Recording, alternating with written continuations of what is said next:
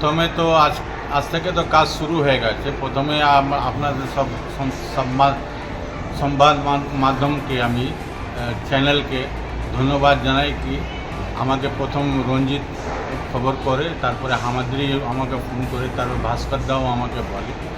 আমি এই কথাটা নিয়ে যে আমাদের সেদিন মানে ডাক্তার সূর্য চক্রবর্তী উনি নিজে বলেছিলেন যে যেহেতু বালিটা রিয়াজ ভাই আছেন, রিয়াজ ভাই সঠিক জায়গায় বলে দিন।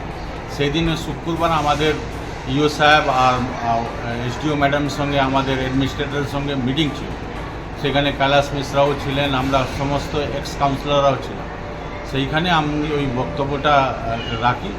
সেইখানেই মানে এসডিও ম্যাডাম, তারপরে ইও সাহেব ওনারা সঙ্গে সঙ্গে অর্ডার করেন যেহেতু ওই জায়গাটা মানে পুরো গভর্নমেন্টের জায়গা, ভেস্টেড ল্যান্ড আছে, কিন্তু ওইখানে ডাম্পিং গ্রাউন্ড করা চলবে না।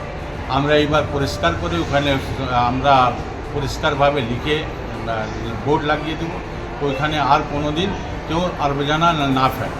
এই নিয়ে আমরা ওখানে আমাদেরকে অনেক কাউন্সিলররা প্রপোজালও দিয়েছে যেহেতু ওটা মানে গভর্নমেন্টের জায়গা আছে, তাহলে গভর্নমেন্ট থেকে পারমিশন নিয়ে আমরা ওখানে কম্প্যাক্টার মেশিন বা আর অন্য কিছু আমরা করতে পারি কি না করতে পারি, সেই জিনিসটা আমরা এসডিও ম্যাডাম কাছে লিখেছি। এসডিও ম্যাডাম ওটা লিখিতভাবে জানাবেন, সেখান থেকে পারমিশন আসলে আগে আমরা নিয়ে আমরা সরগরম হয়েছিলাম। আপনারা জানেন কি এখন অনেক জায়গা আমরা ভেস্টেড ল্যান্ডকে কিছু মানে চক্রান্ত করে ওটা দখল করাও চেষ্টা চলছে। তার মানে নজর আমাদের মাননীয় মুখ্যমন্ত্রী মমতা বন্দ্যোপাধ্যায় সংগ্রাম নিয়েছে।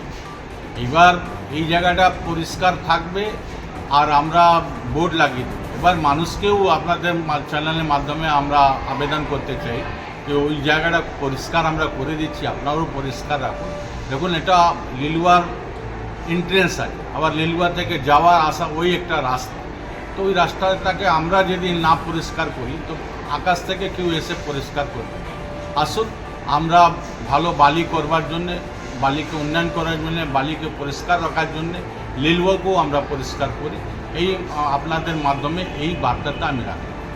আপনার নাম? আমার নাম রিয়াজ আহমেদ, আমি হাওড়া মিউনিসিপ্যাল কর্পোরেশনের বোর্ড অফ অ্যাডমিনিস্ট্রেটর মেম্বার। ধন্যবাদ।